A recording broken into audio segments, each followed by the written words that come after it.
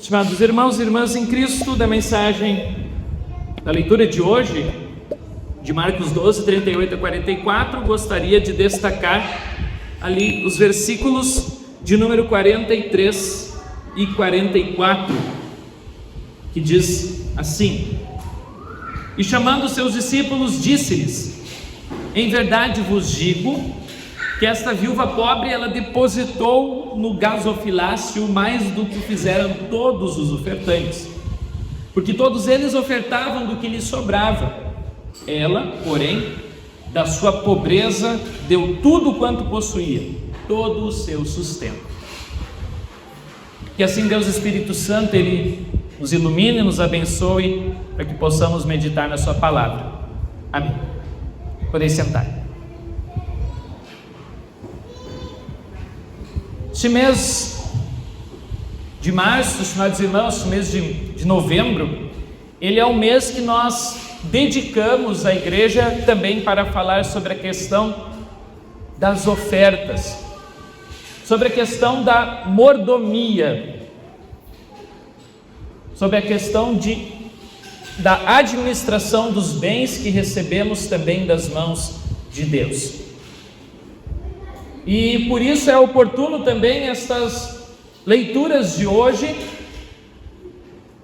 essas leituras que falam sobre oferta. Às vezes as pessoas não gostam, muito que o pastor fique trazendo ou falando sobre dinheiro ou sobre oferta na igreja, mas é importante.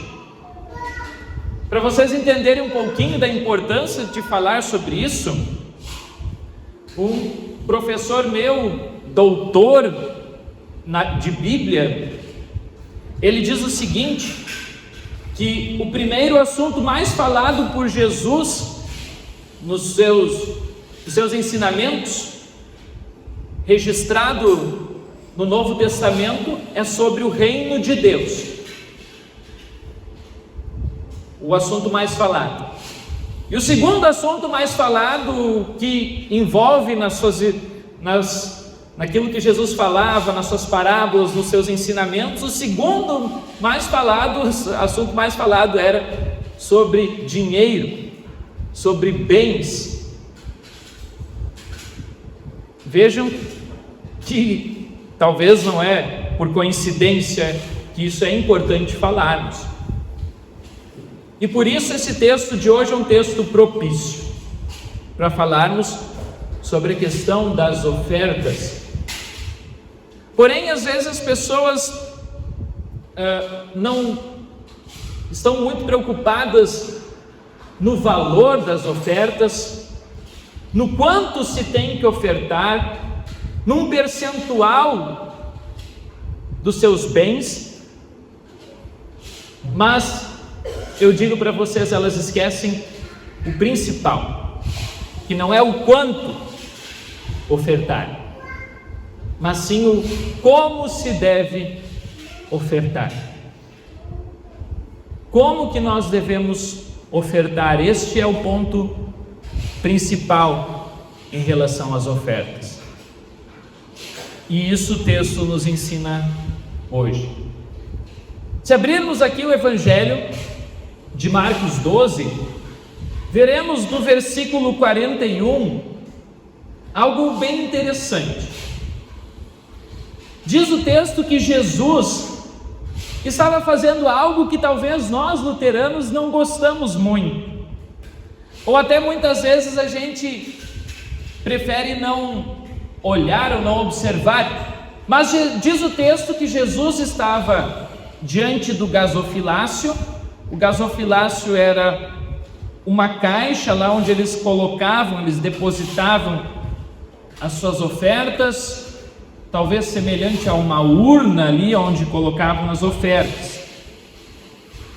E diz o texto que Jesus estava fazendo algo, como eu disse, que talvez nós luteranos não gostamos tanto. Jesus estava observando as pessoas, observando como elas depositavam o dinheiro ali. Talvez uma prática um pouco estranha, Eu coloquei aqui na imagem, a imagem está um pouco pequena, mas aqui representa Jesus, né? Jesus lá atrás sentado, observando aqui a viúva pobre colocando as suas ofertas, e ali nós temos os ricos, né? Os mestres da lei, né? Que gostavam de desfilar, como os versículos anteriores a este texto diz, né? Desfilavam com suas roupas chiques, bonitas, compridas. Então Jesus estava ali observando, vendo como as pessoas depositavam, lançavam, jogavam as suas moedas ali. E talvez a gente, olhando num primeiro momento esse texto, não vê nada demais. Afinal, Jesus é Jesus, né? Jesus pode fazer isso. Mas um detalhe que às vezes passa despercebido com relação a isso: eles não viram, ali Jesus estava olhando como o povo lançava o dinheiro. E isso é que é interessante. Hoje, quando nós ofertamos, o nosso meio de ofertar é por meio do dinheiro. E em geral, né, nosso dinheiro com mais valor é por meio de notas. Notas de 5, de 10, de 2, de 100, de 200, de 50, enfim.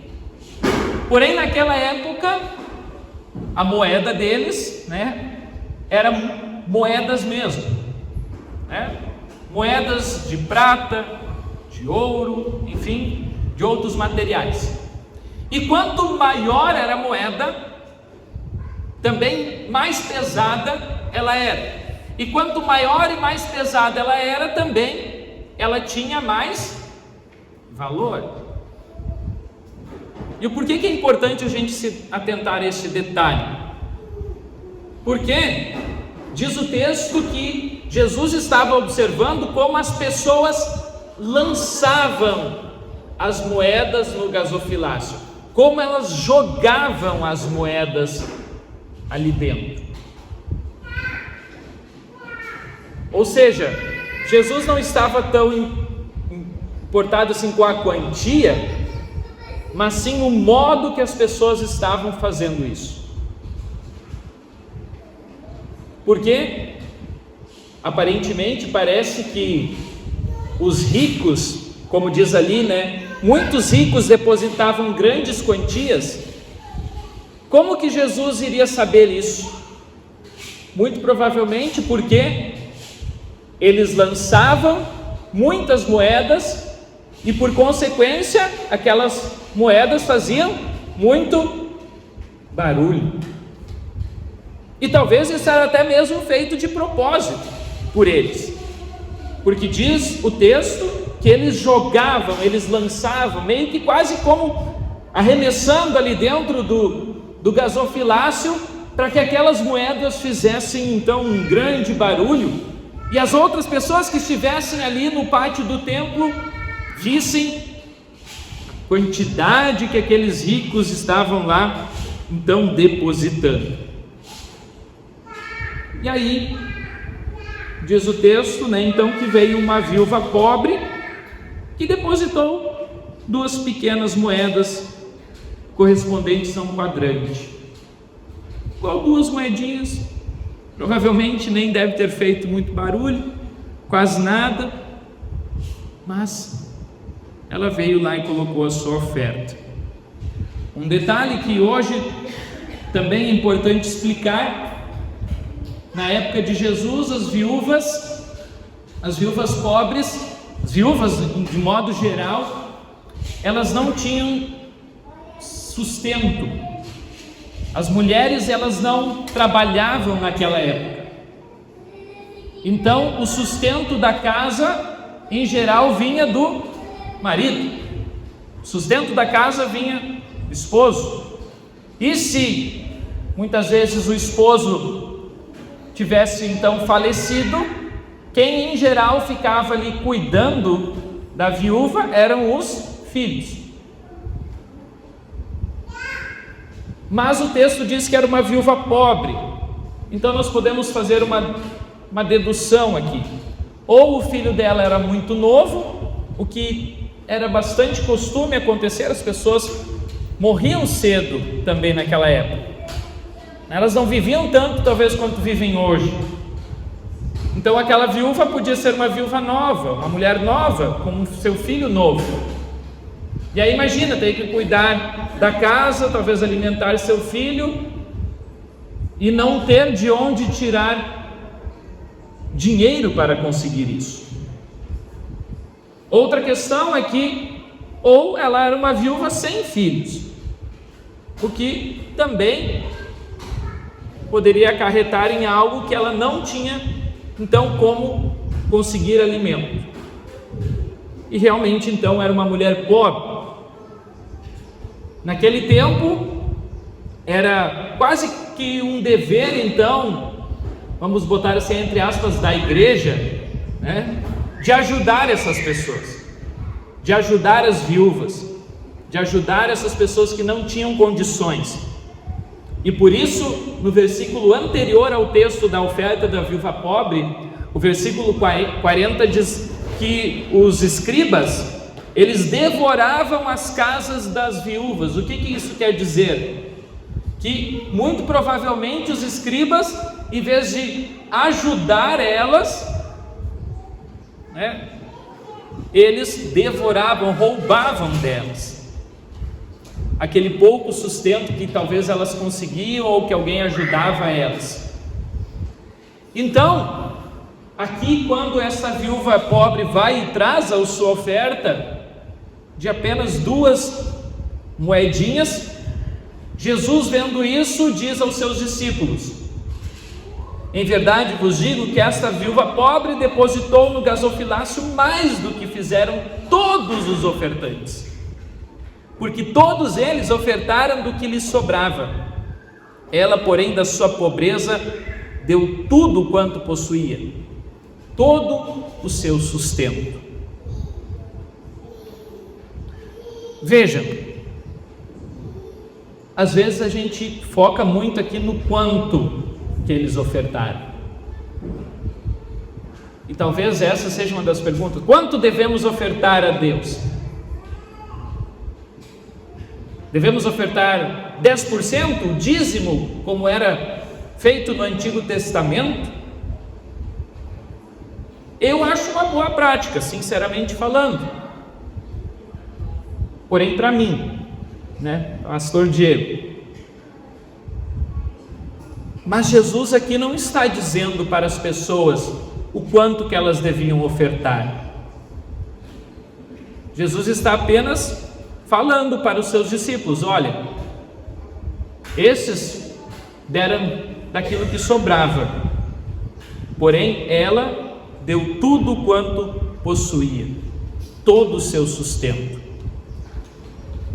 Se talvez fôssemos medir aqui a oferta dela, pelas palavras de Jesus, dá a entender que ela ofertou realmente tudo que ela tinha, 100%. Ou seja, colocando a sua vida totalmente nas mãos de Deus. Porque saindo dali, se ela ofertou tudo que ela tinha, como ela iria se sustentar? Até tem um pastor da nossa igreja que fez uma mensagem, e o título da mensagem dele era o seguinte: o que aconteceu depois desse dia? E o que aconteceu depois? Não sei, o texto não diz, a gente só pode deduzir que essa mulher, ela foi sustentada, ela confiou nas mãos de Deus e foi sustentada por Ele, porque ela deu tudo o que ela possuía. Mas como eu disse para vocês, aqui não importa tanto a questão de percentual, não importa se ofertamos 10, 15, 20, 30, mas o como nós ofertamos. o como nós reconhecemos que recebemos as bênçãos de Deus. Porque era isso que Jesus estava fazendo. Jesus estava sentado diante do gasofilácio, observando como as pessoas lançavam ali o dinheiro. Como nós temos ofertado a Deus? Nós temos ofertado com um coração realmente agradecido, um coração que reconhece as bênçãos de Deus, um coração que reconhece que todas as coisas que recebemos vêm das mãos de Deus, e aí ofertamos realmente alegres e felizes, sabendo que nós recebemos todas as coisas das mãos de Deus? Ou nós fazemos como muitas pessoas fazem, e como Jesus aqui diz, ofertamos das sobras. Se sobrar esse mês, eu oferto. Que era isso que Jesus disse. Aqueles lá podem ter ofertado bastante quantia, mas ofertaram do que lhes sobrava. Isso aqui sobrou, isso aqui eu posso dar para Deus, né? Afinal não vai fazer falta para mim, então eu posso levar lá para a igreja. E infelizmente muitas pessoas ainda ofertam dessa maneira, porque quando nós colocamos a nossa oferta como algo que sobra, nós estamos colocando a Deus lá no resto, lá nas sobras. No Antigo Testamento, Deus ensina o seu povo a ofertar das primícias. O que eram as primícias? As primícias eram os primeiros frutos da colheita. Ou seja, as primeiras colheitas, essas não eram vendidas, essas eram levadas ao templo. Se tinha um gado também, o primeiro filho, o primeiro filhote, este filhote também era levado para oferta no templo. Não do que sobrava, mas das primícias, dos primeiros frutos. E assim, então, não do que sobra, mas daquilo que Deus nos dá em primeiro lugar. E esse que é o grande problema. Quando nós colocamos a nossa oferta lá no final, esperando, vai sobrar, mas Deus quer que nós coloquemos a nossa oferta, a nossa vida, como se dependesse totalmente dele.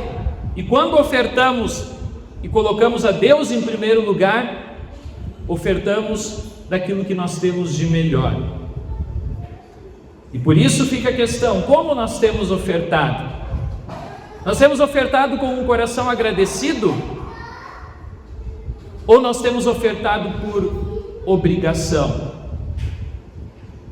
Porque eu tenho uma lei que diz que eu tenho que ofertar X valor, e aí eu vou e oferto.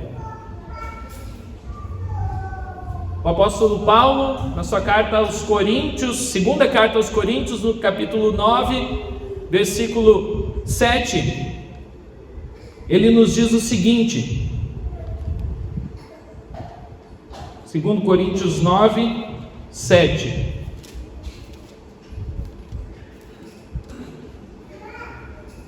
cada um contribua segundo tiver proposto no coração, não com tristeza ou por necessidade, porque Deus ama quem dá com alegria.